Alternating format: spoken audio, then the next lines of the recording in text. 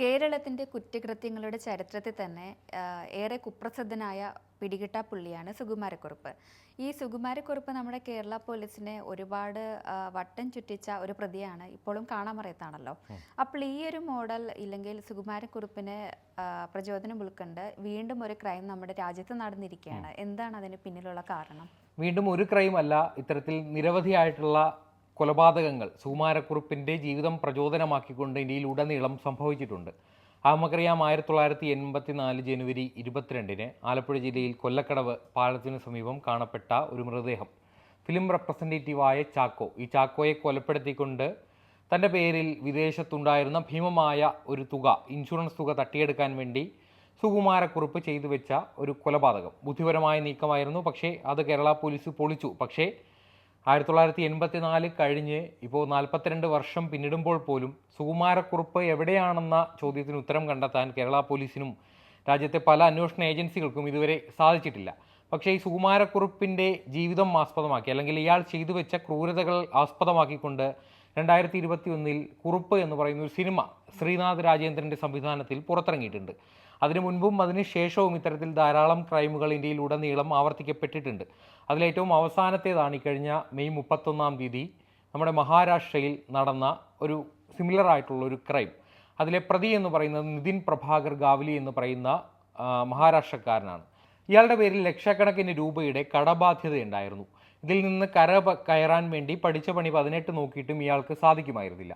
അങ്ങനെയാണ് ഒടുവിൽ ഈ സുകുമാരക്കുറുപ്പ് മാതൃകയിൽ ഒരു കൊലപാതകം നടത്തി താനാണ് മരിച്ചതെന്ന് വരുത്തി തീർത്ത് തൻ്റെ പേരിൽ ഉണ്ടായിരുന്ന ലക്ഷക്കണക്കിന് രൂപയുടെ ഇൻഷുറൻസ് തുക തട്ടിയെടുക്കാൻ ഇത്തരം ക്രൂരമായൊരു കൃത്യം ഇയാളും സുഹൃത്തുക്കളും ചേർന്ന് ആവിഷ്കരിച്ചത്. ഇതിലെ കൂട്ടുപ്രതികൾ എന്ന് പറയുന്നത് അമിത് ഫുലാരെ, ആകാശ് ഗാവ്ലി. ഇതിലെ ഇര എന്ന് പറയുന്നത് സന്ദീപ് എന്ന് പറയുന്ന ഉത്തർപ്രദേശിൽ നിന്നുള്ള ഒരു പെയിൻറ്റിംഗ് ജോലിക്കാരനാണ്. അങ്ങനെ ഈ നിതിൻ പ്രഭാകർ ഗാവ്ലി ഇയാളുടെ പേരിലുള്ള കടബാധ്യത ഒഴിവാക്കാൻ വേണ്ടി ഇങ്ങനെ ഒരു ഇരയെ കണ്ടെത്താൻ, താനാണ് മരണപ്പെട്ടത് എന്ന് വരുത്തി തീർത്തുകൊണ്ട് മറ്റൊരു ഇരയെ സൃഷ്ടിച്ച് അവിടെ കൊലപ്പെടുത്തി കാറിലിട്ട് കത്തിക്കുക, അത് പദ്ധതി തയ്യാറാക്കുന്നു. അങ്ങനെ ഇവർ ഈ 3-അംഗ സംഘം, ഇയാളും ഇയാളുടെ സുഹൃത്തുക്കൾ ഉൾപ്പെടുന്ന 3-അംഗ സംഘം ഛത്രപതി സംഭാജി നഗർ, ഇത് പഴയ ഔറംഗാബാദാണ്, ഇത് 2023-ലാണ് ഈ ഛത്രപതി സംഭാജി നഗർ എന്ന ഒരു പുതിയ പേര് സ്വീകരിക്കുന്നത്. ഈ ഒരു ജില്ലയിലേക്ക് പോകുന്നു. അവിടെ ഒരു പെയിൻറ്റിംഗ് ജോലിക്കാരനെ പരിചയപ്പെടുന്നു. ഇയാളാണ് സന്ദീപ് എന്ന് പറയുന്ന ഉത്തർപ്രദേശുകാരൻ. ഇയാൾ നാസിക്കിലൊക്കെ ദീർഘകാലം പെയിൻറ്റിംഗ് ജോലികളുമായിട്ട് ബന്ധപ്പെട്ട് അവിടെയൊക്കെ ഉണ്ടായിരുന്ന ആളാണ്.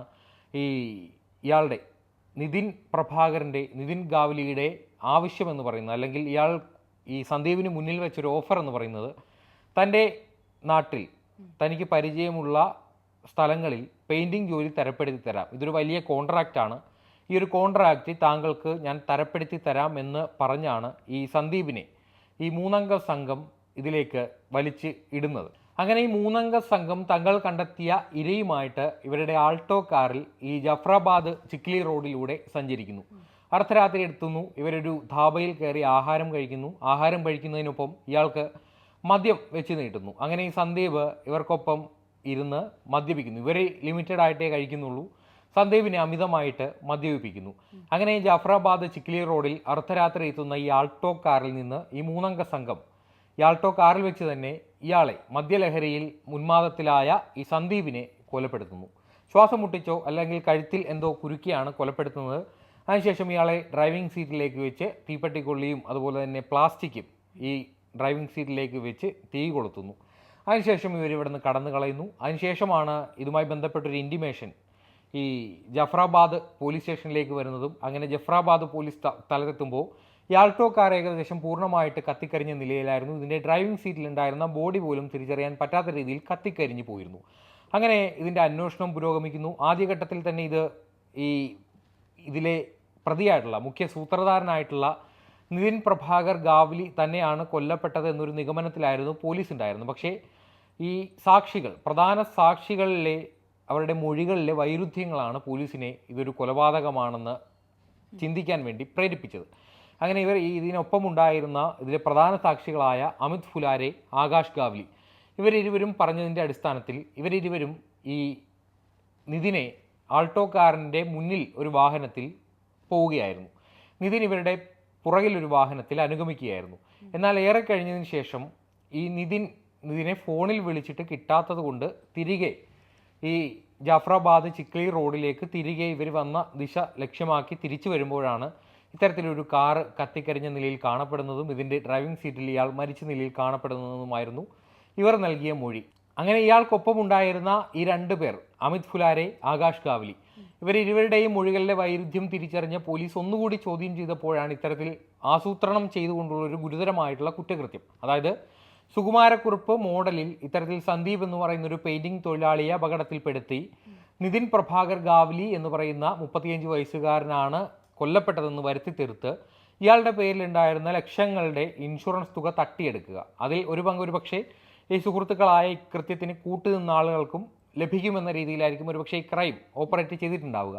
അത്തരത്തിൽ ഗുരുതരമായിട്ടുള്ള ഒരു ക്രൈമാണ്. അതിനുശേഷം ഈ 2 കൂട്ടുപ്രതികളായിട്ടുള്ള അമിതിനെയും ആകാശിനെയും ജാഫറാബാദ് പോലീസ് അറസ്റ്റ് ചെയ്തിട്ടുണ്ട്. എന്തായാലും ഇതിലെ മുഖ്യ സൂത്രധാരൻ, അതായത് സുകുമാരക്കുറുപ്പ് നിതിൻ പ്രഭാകർ ഗാവ്ലി ഇപ്പോഴും ഒളിവിലാണ്. ഇയാൾ ഇനിയും സുകുമാരക്കുറുപ്പായിട്ട് ഏറെക്കാലം മഹാരാഷ്ട്ര പോലീസിന് തലവേദനയാകുമോ, അല്ലെങ്കിൽ മഹാരാഷ്ട്ര പോലീസിനെ വട്ടം ചുറ്റിച്ച ഏകദേശം 24 മണിക്കൂറിനുള്ളിലാണ് ഇതിലെ ദുരൂഹതകളൊക്കെ നീക്കി ഇതൊരു കൊലപാതകമാണ്, അല്ലെങ്കിൽ കൊല്ലപ്പെട്ടത് ഈ നിതിനല്ല മറിച്ച് സന്ദീപ് എന്ന് പറയുന്ന പെയിൻറ്റിംഗ് തൊഴിലാളിയാണെന്ന് കണ്ടെത്തിയത്. അപ്പോൾ 24 മണിക്കൂറിൽ ഈ ഒരു കുറ്റകൃത്യത്തിൻ്റെ ചുരുളഴിക്കാൻ സാധിച്ച മഹാരാഷ്ട്ര പോലീസ് എന്തായാലും അധികകാലം ഒരു സുകുമാരക്കുറുപ്പായിട്ട് വിലസാൻ ഇയാളെ അനുവദിച്ചേക്കില്ല. എന്തായാലും ഇത്തരത്തിൽ സമാനമായ പലവിധ കുറ്റകൃത്യങ്ങൾ മഹാരാഷ്ട്രയിൽ ഉടനീളം സംഭവിക്കുന്നുണ്ട്. മഹാരാഷ്ട്രയിൽ 2025 അവസാനം ഇതേ കണക്കിന് ഗണേഷ് ചവാൻ എന്ന് പറയുന്ന ഒരു സ്വകാര്യ NBFCയുടെ ഡിസ്ട്രിക്ട് ഹെഡായിട്ടുള്ള ഒരു വ്യക്തി, ഇയാളുടെ പേരിലുണ്ടായിരുന്ന ഒരു ഭീമമായ കടം,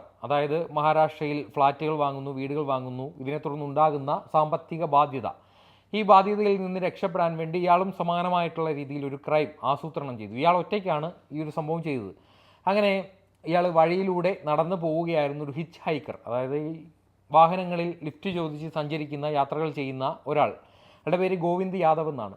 ഇയാളെ കണ്ടെത്തുന്നു, ഇയാളെ ഈ വാഹനത്തിൽ കയറ്റുന്നു.